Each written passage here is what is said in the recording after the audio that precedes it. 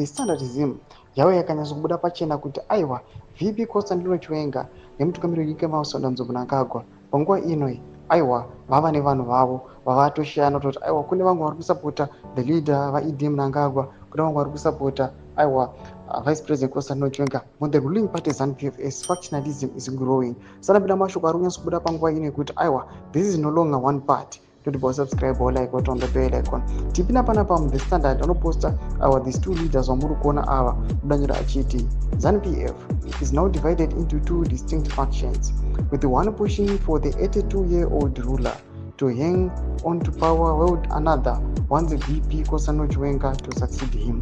Domashwa kuda panguva ino chibdam standard achinzi aiwa chokwadi chavapo, people they are seeing aiwa political meetings they are being scheduled and they cancelled because varutona kuti aiwa they might fail to control the meetings just because zvangu pachena, even if they are trying to bribe vanhu vachipuwa land vachipuwa mari, but people they are not satisfied. Vanyatsokuona kuti aiwa kunyange tikatengesa but that doesn't guarantee our future. Tomorrow we can wake up being fired, but why instill these people on power?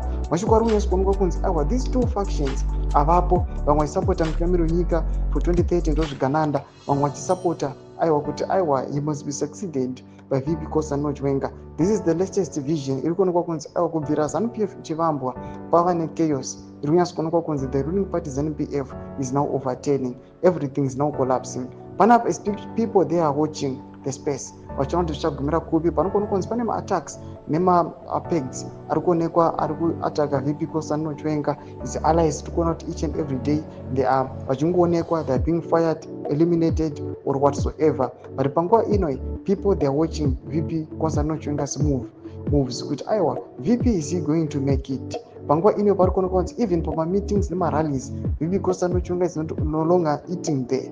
He's coming with his own bottle of water, it might be tea, it might be drink and food. Haachambo trust aiwa these people from the ruling party ZANU-PF. Tudze mafunguro enyu muri kudii pamusoro pechitiko ichi? Pinda comment section yedu, subscribe or like, turn on the bell.